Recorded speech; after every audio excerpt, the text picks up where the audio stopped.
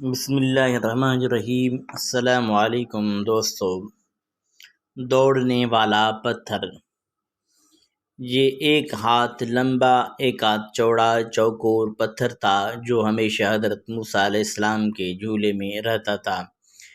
اس مبارک پتھر کے ذریعے حضرت موسیٰ علیہ السلام کے دو معجزات کا ظہور ہوا جن کا تذکرہ قرآن مجید میں بھی ہوا ہے۔ پہلا معجزہ، اس پتھر کا پہلا عجیب کارنامہ جو در حقیقت حضرت موسیٰ علیہ السلام کا معجزہ تھا، وہ اس پتھر کی دانش مندانہ لمبی دوڑ ہے۔ اس کا مفصل واقعہ یہ ہے کہ بنی اسرائیل کا یہ عام دستور تھا کہ وہ بالکل ننگے بدن ہو کر مجمع عام میں غسل کیا کرتے تھے، مگر حضرت موسیٰ علیہ السلام اگرچہ اسی قوم کے ایک فرد تھے اور اسی ماحول میں پلے بڑھے تھے، لیکن خداوند قدوس نے ان کو نبوت و رسالت کی عظمتوں سے سرفراز فرمایا تھا، اس لیے آپ کی عصمت نبوت بھلا اس حیا سوز بغیرتی کو کب گوارا کر سکتی تھی۔ آپ بنی اسرائیل کی اس بے حیائی سے سخت نالاں اور انتہائی بیزار تھے، اس لیے آپ ہمیشہ یا تو تنہائی میں یا تہبند پہن کر غسل فرمایا کرتے تھے۔ بنی اسرائیل نے جب یہ دیکھا کہ آپ کبھی بھی ننگے ہو کر غسل نہیں فرماتے تو ظالموں نے آپ پر بہتان لگا دیا کہ آپ کے بدن کے اندرونی حصے میں یا تو برس کا سفید داغ یا کوئی ایسا عیب ضرور ہے جس کو چھپانے کے لیے یہ کبھی برہنہ نہیں ہوتے، اور ظالموں نے اس تہمت کا اس قدر اعلان و چرچا کیا کہ ہر کوچہ و بازار میں اس کا پروپیگنڈا پھیل گیا۔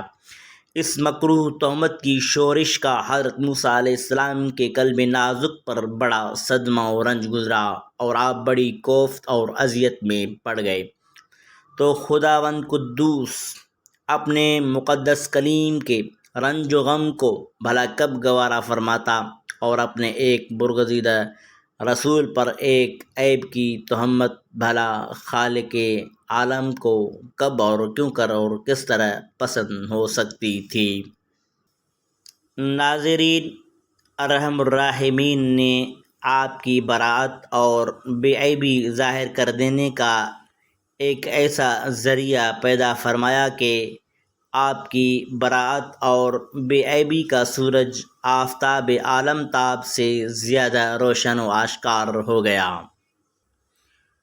اور ہوا یوں کہ ایک دن آپ پہاڑوں کے دامنوں میں چھپے ہوئے ایک چشمہ پر غسل کے لیے تشریف لے گئے، اور یہ دیکھ کر یہاں دور دور تک کسی انسان کا نام و نشان نہیں ہے، آپ اپنے تمام کپڑوں کو ایک پتھر پر رکھ کر اور بالکل برہنہ بدن ہو کر غسل فرمانے لگے۔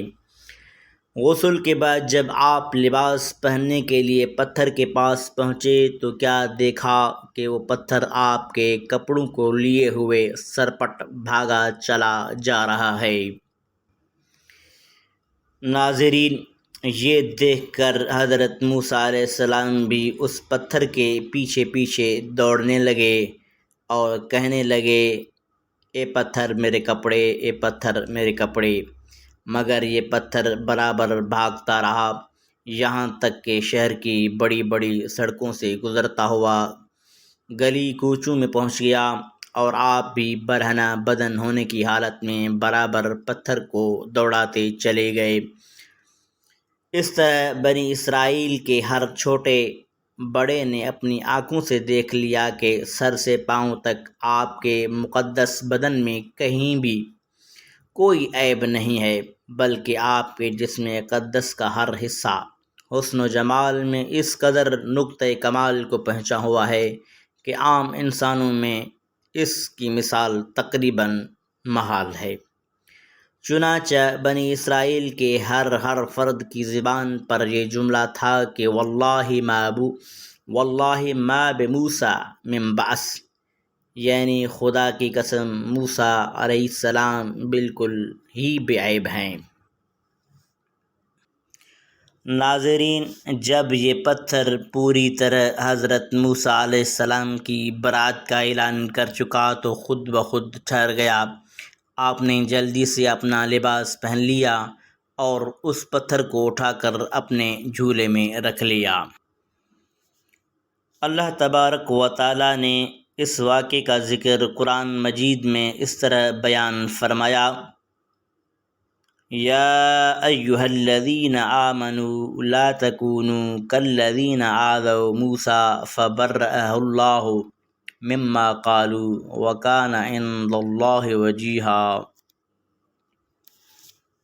اے ایمان والو، ان جیسے نہ ہونا جنہوں نے موسیٰ علیہ السلام کو ستایا تو اللہ تعالیٰ نے اسے بری فرما دیا اس بات سے جو انہوں نے کہی، اور موسیٰ علیہ السلام اللہ کے ہاں آبرو والا ہے۔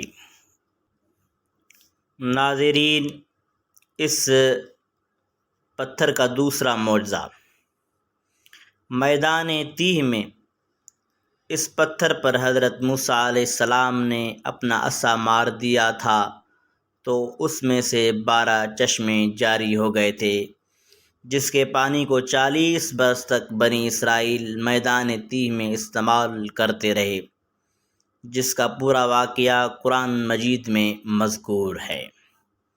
ناظرین، یہ تھی حقیقت دوڑنے والے پتھر کی۔